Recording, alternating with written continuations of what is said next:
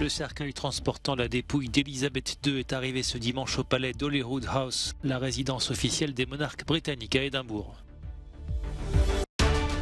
Après la mort d'Elisabeth II, l'Australie pourrait envisager de s'émanciper de la couronne britannique, mais l'heure est d'abord au recueillement, selon le Premier ministre. Au 200e jour de la guerre, l'armée ukrainienne affirme avoir repris aux forces russes 3000 km² de territoire depuis début septembre.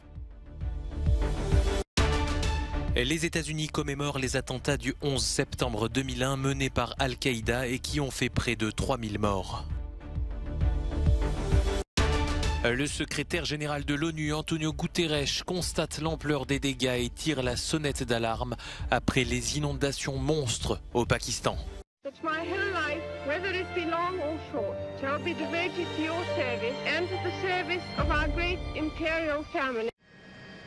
Après un voyage de 6 heures à travers l'Écosse, le corbillard transportant la dépouille d'Elisabeth II est arrivé ce dimanche après-midi au palais d'Holyrood House, la résidence officielle des monarques britanniques à Édimbourg.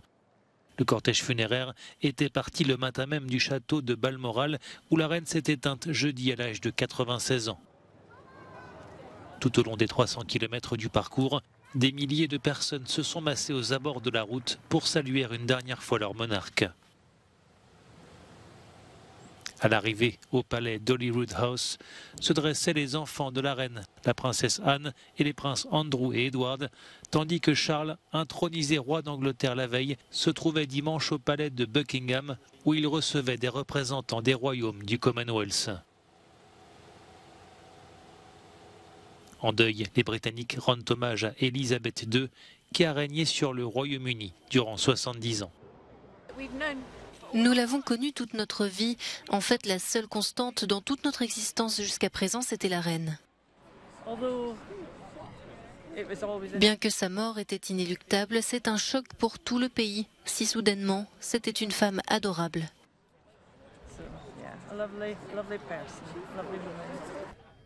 Après une nuit au palais d'Holyrood House, le cercueil reposera pendant 24 heures à la cathédrale Saint-Gilles d'Édimbourg où aura lieu un service religieux et une veillée funèbre. Puis mardi soir, la dépouille de la reine sera transportée par avion à Londres. Les funérailles d'Elisabeth II auront lieu lundi prochain. Avec le décès de la reine Elisabeth II, son fils Charles III récupère ses prérogatives et devient donc notamment monarque de l'Australie. Cet immense territoire d'Océanie est gouverné depuis le mois de mai par Anthony Albanese, un Premier ministre qui avait milité dès son accession au pouvoir pour un détachement total de la couronne britannique et la création d'une république australienne. Eh bien, mon point de vue à ce sujet, bien sûr, est bien connu, il est bien documenté. Mais ce n'est pas le moment de parler de notre système de gouvernement. C'est le moment pour nous de rendre hommage à la vie de la reine Elisabeth, une vie bien vécue. Aujourd'hui, nous commémorons la proclamation du roi Charles III comme chef d'État de l'Australie.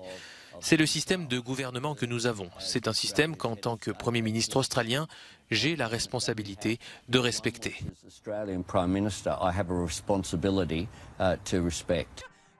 Autre pays du Pacifique à avoir le roi pour chef d'État, la Nouvelle-Zélande. La première ministre Jacinda Ardern a salué l'accession au trône de Charles III lors d'une cérémonie protocolaire à Wellington ce dimanche.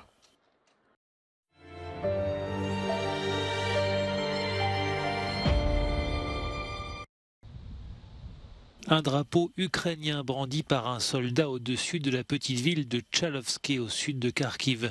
Une image qui symbolise les succès de la contre-offensive ukrainienne lancée dans le nord-est du pays.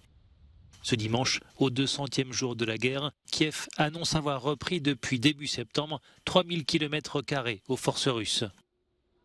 Selon le gouverneur de la région russe de Belgorod, en 24 heures, des milliers de personnes ont fui la région de Kharkiv vers la Russie pour se réfugier notamment chez des proches. Sur l'application de messagerie Telegram, le président ukrainien Volodymyr Zelensky promet de chasser l'occupant de chaque ville et chaque village. La reconquête de la ville d'Izium sera notamment en cours. L'ennemi continue de subir des pertes, souligne le porte-parole de l'armée ukrainienne. Dans le secteur de Kharkiv, les unités ennemies de la 3e division de fusiliers motorisés se retrouvent sans voie d'approvisionnement. Le personnel est en panique.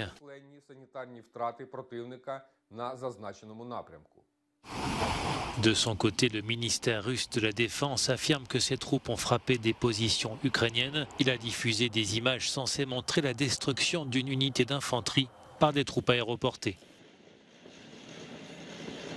Enfin, des bombes russes sont tombées sur la région de Donetsk, notamment sur Pokrovsk, causant d'importants dégâts, Kiev faisant état d'une dizaine de morts.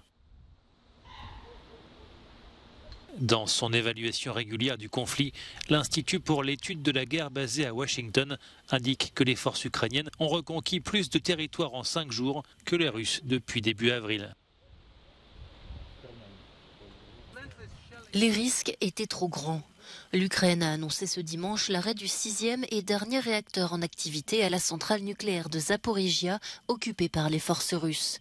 L'opérateur ukrainien Energoatom a profité du rétablissement d'une ligne électrique samedi pour mettre le réacteur dans l'état le plus sûr, c'est-à-dire à l'arrêt. Toutefois, la situation reste très risquée puisqu'il est nécessaire de refroidir le combustible nucléaire. Si ce refroidissement n'est pas assuré, un accident pourrait arriver. Depuis plusieurs semaines, Zaporijia subit régulièrement des frappes aériennes, l'Ukraine et la Russie s'accusant mutuellement d'en être à l'origine. Energoatom appelle à l'établissement d'une zone démilitarisée autour de la centrale, seul moyen d'en assurer la sécurité. Les États-Unis ont commémoré ce dimanche le 21e anniversaire des attentats du 11 septembre. À New York, une cérémonie s'est tenue au musée mémorial de Manhattan, avec des minutes de silence correspondant au moment où les 2 avions ont percuté les tours du World Trade Center. Dans le public, la vice-présidente Kamala Harris a écouté la très longue liste des noms des victimes. Les attaques d'Al-Qaïda ayant touché les États-Unis ce jour-là ont fait près de 3000 morts. Outre les 2 tours jumelles de New York, le Pentagone avait été éventré par un avion. Un 4e appareil qui semblait viser le Capitole ou la Maison-Blanche s'était écrasé dans une zone boisée en Pennsylvanie. Le président Joe Biden participait, lui, à une cérémonie au Pentagone ce dimanche. En visite au Pakistan, frappé par des inondations sans précédent, Antonio Guterres tire la sonnette d'alarme. Le secrétaire général de l'ONU appelle les grands pollueurs à arrêter les investissements dans les énergies fossiles, une folie selon lui. Sur place, il constate les dégâts. Un tiers du pays s'est retrouvé sous les eaux. J'ai vu de nombreux désastres humanitaires dans le monde, mais je n'ai jamais vu de carnage climatique de cette ampleur, dit-il. Je n'ai simplement pas de mots pour décrire ce que j'ai vu aujourd'hui. Une zone inondée qui représente 3 fois la superficie totale de mon propre pays, le Portugal. Et des milliers de camps de fortune ont été montés dans les rares espaces encore secs du sud et de l'ouest du pays. Avec des populations entassées, des épidémies sont à craindre. De nombreux cas de dengue et de gale ont déjà été recensés. Environ 33 millions de personnes ont été touchées par ces inondations qui ont détruit 2 millions d'habitations et de locaux commerciaux. Le Pakistan est responsable de moins de 1% des émissions mondiales de gaz à effet de serre, mais figure en 8e position des pays les plus vulnérables aux phénomènes météo extrêmes causés par le changement climatique.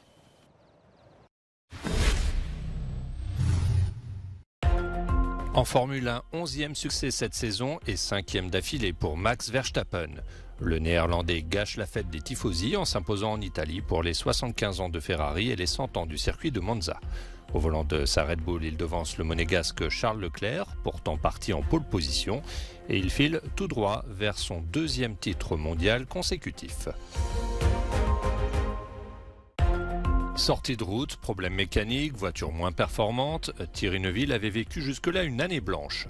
Le pilote belge met fin à sa disette en s'adjugeant le rallye de l'Acropole devant 2 de ses coéquipiers chez Hyundai, Aude Tanak et Dani Sordo. Parti à la faute dès samedi, Kalle Rovanperä reste malgré tout large leader du championnat du monde à 3 courses de la fin de la saison.